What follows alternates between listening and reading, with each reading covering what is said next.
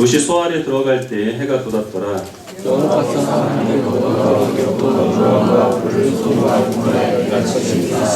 그 성들과 온 들과 성에 거주하는 모든 백성과 땅에 난 것을 다 엎어 멸하셨더라.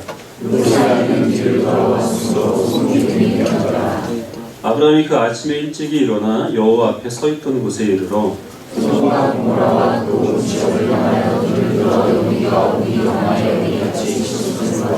하겠습니다. 하나님이 그 지역의 성을 멸하실 때 곧 롯이 거주하는 성을 엎으실 때 하나님이 아브라함을 생각하사 롯을 그 엎으시는 중에서 내보내셨더라. 아멘. 소돔과 고모라가 하나님의 심판 가운데서 멸망하게 되리라 라는 것을 롯에게 알리고 빨리 성읍을 빠져나가라고 천사들이 재촉하지만 그러나 이 롯은 그 성읍을 신속하게 빠져나가지 않습니다. 자꾸 지체하여서 결국에는 이 천사들이 롯의 가족들의 손을 붙들고 이 성 밖으로 몰아내듯이 피해서 그래서 이 롯은 그 심판을 면할 수가 있었습니다. 롯이 그 성읍을 빠져나가기를 두려워했던 이유는 바로 그가 그 소돔성에 내린 그 심판보다 그 성읍에서 나감으로 지금까지 살아왔던 모든 환경과는 다른 상황에서 사는 것을 더 두려워하는 마음이 있었기 때문이죠. 우리들은 지금 우리가 살아가고 있는 이 현실, 우리의 상황, 이런 것에 우리가 지배를 받아서는 안 되겠고 하나님께서 우리를 인도하시는 대로 우리가 주의 말씀에 통치를 받는 주의 백성으로 살아갈 때에 가장 안전하다는 사실을 우리가 기억을 해야 되겠습니다. 천사는 이 롯에게 산속으로 피하라고 얘기하지만 롯은 가까이 있는 소알 성읍으로 도망하게 해달라고 부탁을 하고 그 롯의 가족들이 소알 성읍으로 완전히 피신할 때까지 하나님께서는 심판을 늦추시죠. 그리고 이 롯의 가족이 소알 성읍으로 완전히 들어간 후에 하나님께서 유황을 비같이 내리셔서 모든 소돔과 고모라 지역을 심판하십니다. 그리고 이 천사들이 롯에게 경고한 대로 뒤를 돌아보지 말라라는 그 말을 어기고 소돔성에 대한 그 미련을 버리지 못하고 뒤를 돌아본 롯의 아내는 그 자리에서 소금 기둥이 되는 비극적인 일이 또 일어나게 됩니다. 이런 모든 일이 일어나고 있을 때 아브라함은 뭘 하고 있었을까요? 내가 하나님께 기도한 대로 이 소돔 지역에 의인 10명이 있어서 심판이 면하기를 취소되기를 바라고 있었을 것이고 심판이 임했다 하더라도 그러나 그의 조카 롯은 구원 얻기를 바라는 그런 마음이 있었겠죠. 그 다음날 아브라함이 소돔과 고모라 땅을 바라봅니다. 그러나 거기에서는 연기가 피어오르고 그 모든 지역은 다 하나님의 진노하심 가운데서 심판을 받았다는 것을 아브라함이 보게 되죠. 그러나 오늘 성경은 무엇이라고 증거를 하느냐 하면 하나님께서 그 소돔 성읍을 엎으실 때 아브라함을 생각하사 롯을 구원하셨다 이렇게 이야기를 합니다. 즉 그 소돔에 내린 심판 가운데서 롯이 구원받은 이유는 천사들이 소돔성에 들어왔을 때 롯이 영접했거나 동성연애자들에 의하여서 천사들이 유혹을 받을 때 롯이 나서서 그들을 보호한 그 의로움으로 롯이 구원받은 것이 아니라 하나님께서 소돔성에 진노를 내리실 때 하나님이 아브라함을 생각하셔서 잠시 그 진노를 멈추시고 롯을 구원하신 후에 그리고 그 소돔 성읍을 진멸하셨다는 것입니다. 즉 아브라함이 없었다고 한다면 롯도 거기에서 이 심판 중에 죽은 모든 소돔 성읍 백성들과 같이 죽어야 될 죄인이라는 사실을 성경은 증거를 하고 있는 것이죠. 그러나 아브라함의 중보 기도에 하나님께서 응답하셔서 진노 중에 긍휼을 잊지 아니하시고 그 은혜로 롯을 구원하신 겁니다. 지금 이 아브라함이 소돔 땅을 위하여서 그리고 롯을 위하여서 기도하였고 하나님께서 기도에 응답하셔서 자격 없는 죄인을 진노 중에 구원하신 이 일은 바로 예수 그리스도의 구원 사역을 예표하신 것이죠. 우리 에베소서 2장 1절부터 7절까지 한 절씩 보겠습니다. 에베소서 2장 1절부터 7절입니다.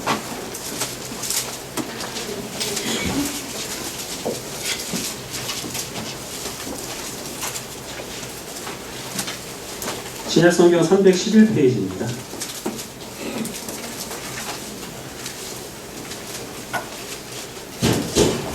에베소서 2장 1절부터 7절까지 한 절씩 읽겠습니다. 2장 1절을 제가 먼저 읽겠습니다. 그는 허물과 죄로 죽었던 너희를 살리셨도다. 그때 너희는 그 가운데서 하여 비슷한 산물을 나가고 중에 또 지금의 부모의 아들을 낳아서 사람이라. 전에는 우리도 다 그 가운데서 우리 육체의 욕심을 따라 지내며 육체와 마음에 원하는 것을 하여 다른 이들과 같이 본질상 진노의 자녀이었더니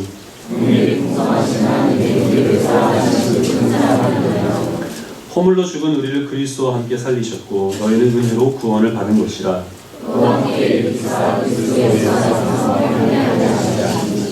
읽겠습니다. 이는 그리스도 예수 안에서 우리에게 자비하심으로써 그 은혜의 지극히 풍성함을 오는 여러 세대에 나타내려 하심이라.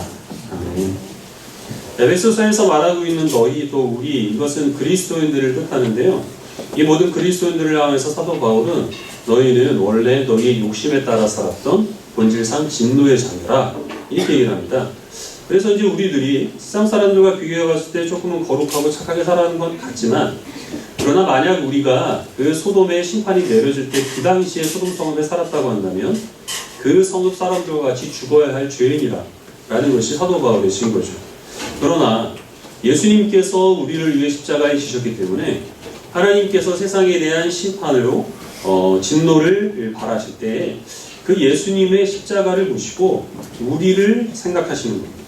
그리고 또한 그 예수 그리스도의 십자가 때문에 하나님께서는 우리에게 내릴 그 진노를 십자가에 달리신 예수 그리스도께로 쏟아 부음으로 우리를 구원하셨다는 것이죠. 그래서 우리는 예수 그리스도의 그 십자가의 죽으심으로 말미암아 하나님의 자녀가 되었고, 또한 믿음 안에서 우리는 지금 하나님 우편에 앉아있는 주님의 백성들이 되었다는 것입니다. 이 모든 것들이 다 하나님의 은혜인데, 근데 하나님께서는 이 하나님의 은혜의 지극히 풍성함을 오는 여러 세대에 증거하시기를 원하십니다. 어떻게 증거하시기를 원하시겠습니까? 우리가 받은 이 하나님의 사랑을 세상 가운데 전함으로, 그리고 또한 예수님께서 십자가를 지셔서 하나님과 우리 사이를 화목하게 하시고 이방인과 유대인 사이를 화목하게 하신 그 사명을 이제 우리가 본받아서 하나님을 떠난 모든 하나님의 사람들이 하나님을 기억하여 주님께 돌아오게 하는 것과, 그리고 모든 미움과 갈등과 증오가 있는 곳에 하나님의 그 화평을 전하는 일에 우리가 헌신하게 하심으로 하나님께서는 이 은혜의 지극히 풍성함을 오는 여러 세대에 증거하신다는 것이죠. 우리 사무엘상 25장 말씀을 같이 보겠습니다.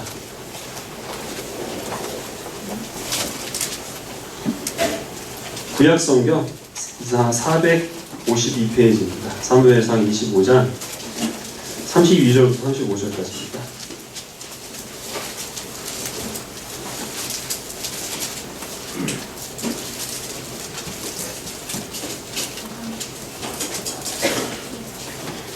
사무엘상 25장 32절부터 35절까지 제가 32절을 먼저 읽고 한 절씩 들어가겠습니다. 다윗이 아비가일에게 이르되 오늘 너를 보내어 나를 영접하게 하신 이스라엘의 하나님 여호와를 찬송할지로다.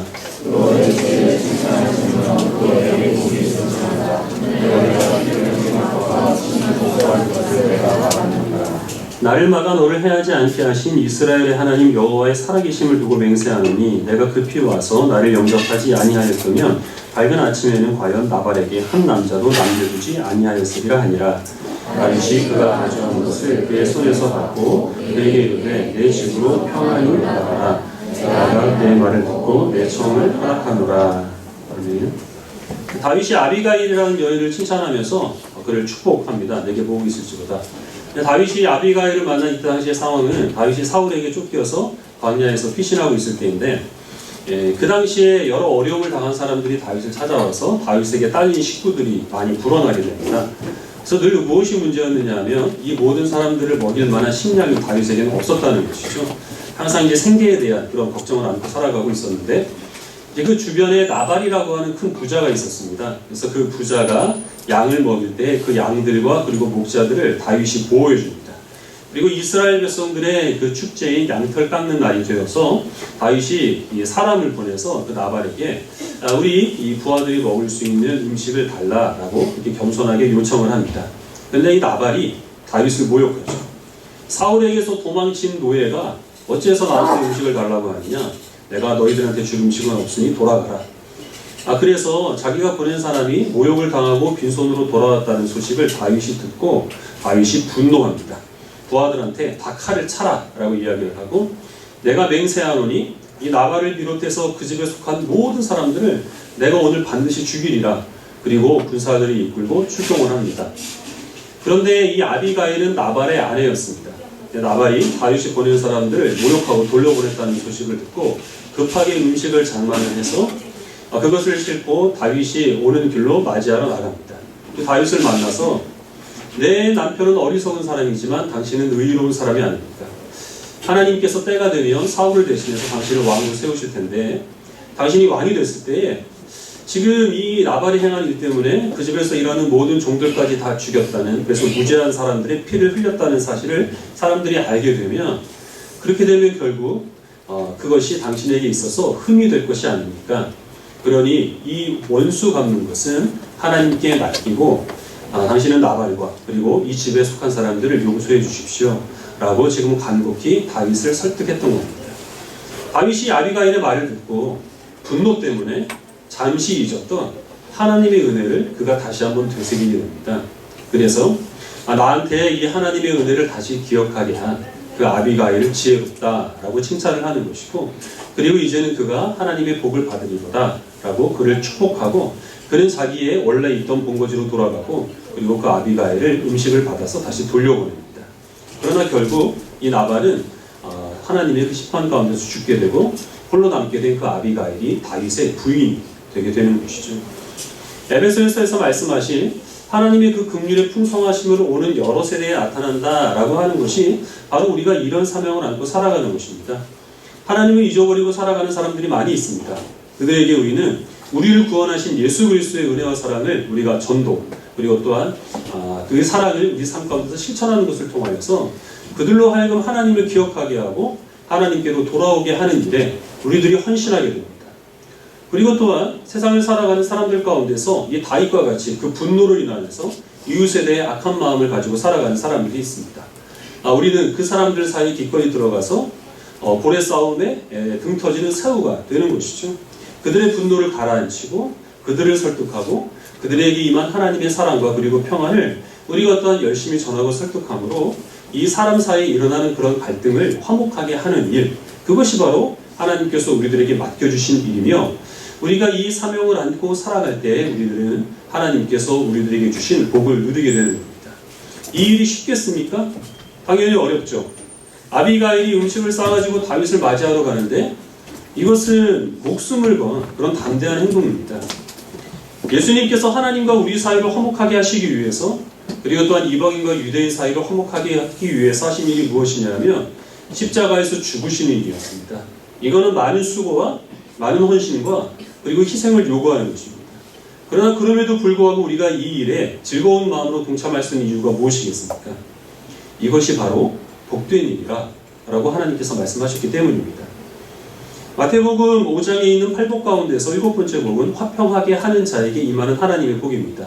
화평하게 하는 자는 복이 있나니 하나님의 아들이라 일컬음을 받으리라. 하나님과 사람 사이를, 그리고 사람과 사람 사이를 하나님의 사랑을 되새기게 함으로 화목하게 하는 그 일에 헌신한 모든 사람들은 다 하나님의 아들이라 일컬음을 받는 복을 누리게 된다는 것이죠. 하나님의 아들이라 일컬음을 받는다고 하니까 우리 여기 여성분들은 섭섭할 수 있겠습니다. 그러나 거기에서 아들이라고 하는 말은 남자를 뜻하는 것이 아니고 상속자를 의미하는 것입니다. 화평하는 이 일에 헌신하는 모든 하나님의 백성들을 하나님께서는 하나님 나라를 유업으로 받을 상속자로 인정해 주신다는 것이죠. 이것이 복되다는 사실을 알기 때문에 우리는 기쁘고 즐거운 마음으로 세상 앞에서 때로는 아브라함과 같이, 때로는 아비가와 같이 이런 모습으로 서게 됩니다. 그러나 상당히 많은 경우 우리들은 아브라함이나 아빌갈과 같이 다른 사람들의 화를 억누름으로 또 하나님의 진노를 연기하게 함으로, 심판을 연기하게 함으로, 그래서 우리가 이 화평케 하는 일을 감당하기보다는 우리 자신의 분노를 다스림으로 우리는 이 사명을 감당하게 됩니다. 이번 화요일날 있었던 일인데요, 교회차 옆면하고 뒷면이 아주 심하게 우푹 패여 있는 것을 발견을 했습니다.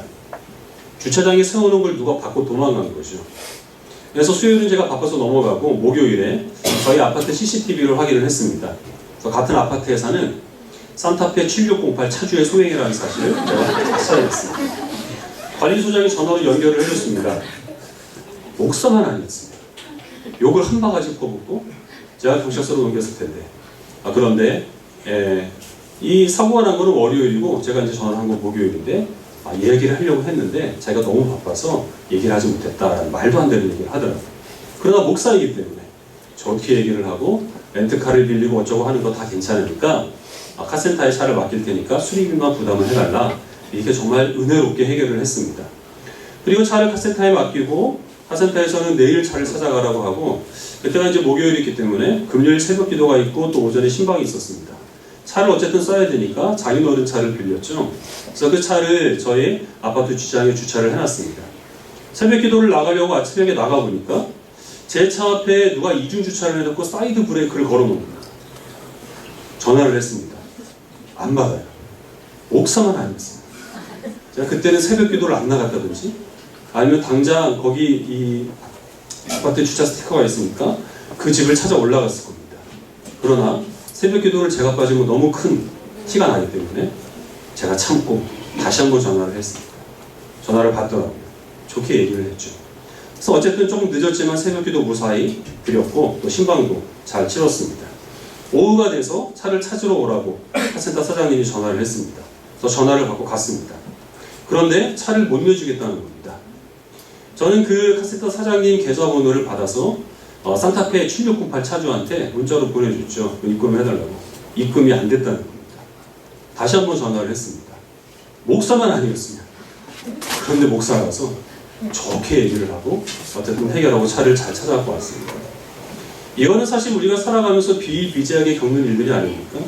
여러분들이 내가 교회를 다니니까 내가 집사라는 걸 저 사람이 알지만 않았더라면 그러면 얼마든지 막말을 하고 마구 행동했을 것들도 하나님이 계시기 때문에, 내가 하나님의 자녀이기 때문에 나의 관대함 때문이 아니라 나를 구원하신 하나님의 은혜로 그냥 무시하고 넘어감으로 말미암아 화평을 이루게 된 일들이 우리의 삶 속에서 많이 있을 겁니다. 그럼 이런 것들을 세상 사람들이 알아주느냐? 전혀 알아주지 않죠. 호의가 계속되면 권리인 줄 안다고?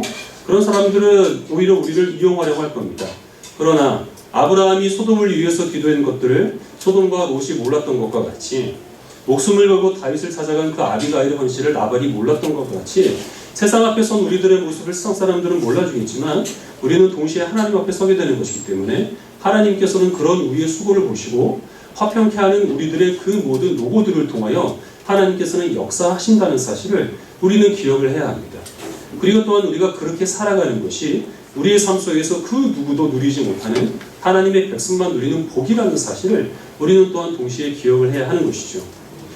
추수감사 주일에 롯을 생각하셔서 아브라함을 생각하셔서 소돔을 엎으시는 중에 그 롯을 구원하신 하나님의 그 은혜가 이 추수감사절과 무슨 상관이 있겠느냐라고 생각할 수 있겠지만, 그러나 우리가 하나님께 감사하는 것은 하나님께서 우리에게 복을 베풀어 주셨기 때문입니다. 이 복이 때로는 사람들의 눈에 보일 수 있는 그런 물질적인 것, 또 육신의 건강, 어떤 하는 일이 형통하는 것, 그런 것으로 우리들에게 주어집니다. 우리는 물론 그 은혜에 감사하는 마음으로 여러분들이 정성껏 예물도 준비하고 또 이 자리에서 하나님 앞에 예배를 드리는 것이겠죠. 그러나 이것만 가지고 우리가 하나님께 감사할 그 제목으로 삼는다면 하나님을 믿지 않는 사람들과 우리가 다를 바가 무엇이겠습니까? 세상 사람들이 누리지 못하는 하나님께서 우리 그리스도인들에게만 주시는 가장 귀한 복이 있습니다. 예수 그리스도의 십자가의 은혜로 우리가 하나님과 화목됨을 누리는 것입니다. 죄인된 우리를 하나님께서 그 십자가의 사랑을 생각하셔서 우리를 구원하여 주신 이 은혜는 오직 우리만 누릴 수 있는 복입니다. 구원하여 주셨을 뿐만 아니라 우리의 중보자가 되시는 예수 그리스도께서 지금도 하나님 우편에서 우리를 위하여 간구하고 계십니다. 그래서 우리가 누리게 되는 은혜는 여러 가지 어려운 일들이 있지만 끝까지 우리의 믿음을 포기하지 않는 것입니다. 주일이 되면 우리들이 다 좋은 모습으로 와서 밝은 모습으로 인사를 하니까 우리는 다 화평한 것 같지만, 그러나 우리는 누구에게도 말하지 못하는 그런 여러 가지 어려운 일들, 또 아픈 마음을 안고 사실은 주일마다 모이는 것입니다. 어떤 사람들은 사랑하는 가족과 사별을 한 그런 고통을 겪은 성도들도 있고, 또 질병이 발견되어서 큰 수술을 연속해서 받은 그런 지체들도 있습니다. 가정의 불화 때문에, 또 경제적인 어려움 때문에 이런저런 많은 고난이 있지만, 그럼에도 불구하고 우리를 향한 하나님의 사랑을 의심치 않고 우리가 이 자리에서 예배를 드리는 것은 우리의 신실함이 아니라 우리를 위해서 지금도 간구하고 계시는 예수 그리스도의 은혜입니다. 우리가 또한 간구하기 쉬운 우리가 누리는 복이 있는데, 우리가 세상을 살아가면서 여러 가지 악하고 그리고 추한 일들, 우리가 도무지 상식적으로 납득이 되지 않는 그런 세상을 보면서 우리는 싸잡아서 비난을 하거나 나와 상관이 없다고 무관심하게 지나갈 수도 있습니다. 그러나 우리는 그리스도인이기 때문에 세상에 대한 우리의 책임을 생각해서 우리는 이 악한 세상이 하나님의 그 공평과 정의가 실행이 되기 위하여서 기도하고 각자 우리가 살아가는 곳에서 이런 불합리한 일들이 없어지도록 최선의 노력을 감당합니다. 이것은 그 어떤 결실들이 쉽게 눈에 보이지는 않는다고 해도 화평케 하는 그 일에 헌신함으로 하나님께서는 우리를 통하여 역사하시는 그 복과 은혜를 우리가 누리게 된다는 것이죠. 어떤 사람들은 미움과 증오 때문에 도무지 화목하지 못하는 그런 사람들이 있습니다. 그런 사람들을 찾아가서 그리스도의 사랑으로 위로와 격려와 그리고 또한 하나님께서 주시는 그런 모든 사랑을 다시 한번 그들이 기억하게 함으로 그들 사이의 화평과 그리고 화목함이 이루어지게 된다면 우리는 세상 사람들이 누리지 못하는 하나님 나라의 귀하게 쓰임받는 그 은혜를 우리가 누리게 되는 것이죠. 그리고 무엇보다 중요한 것, 하나님과 사람 사이를 사랑하는 사람 사이를 화목하게 하는 그 일에 우리가 힘쓰느라 우리 자신의 분노를 다스리지 못할 수 있습니다. 이것은 어리석은 일입니다. 먼저 우리 자신에 있는 이런 모든 분노와 증오를 예수 그리스도를 기억함으로 우리가 억누름으로써 자칫하면 나의 그 분노 때문에 뒤틀릴 수 있는 그런 사람 사이의 관계 가운데 하나님의 화목함을 이루어게 되는 것, 이것이 바로 우리가 하나님께 누리는 복이며 이 시간 이런 복을 누리게 하여 주신 은혜에 감사하기 위하여서 주님께 나가서 예배를 드리는 것입니다. 하나님께서는 화목하게 하는 그 일에 헌신한 주의 백성들을 통하여서 역사하십니다. 지금까지 그려오셨던 것처럼 지금보다 더욱더 하나님과 이 세상 그리고 또한 사람과 사람 사이를 그리고 나와 이웃과의 관계 가운데서 하나님의 이 화평과 그리고 또 화목을 이루기 위해서 헌신함으로 주님께 더욱더 큰 영광을 돌리고 하나님께서 베풀어 주신 그 모든 복으로 인하여서 더 많은 감사로 다음 추수감사절에는 하나님께 더 큰 감사의 찬송을 돌릴 수 있는 모든 성도들이 되시기를 주님의 이름으로 축원합니다. 기도하겠습니다.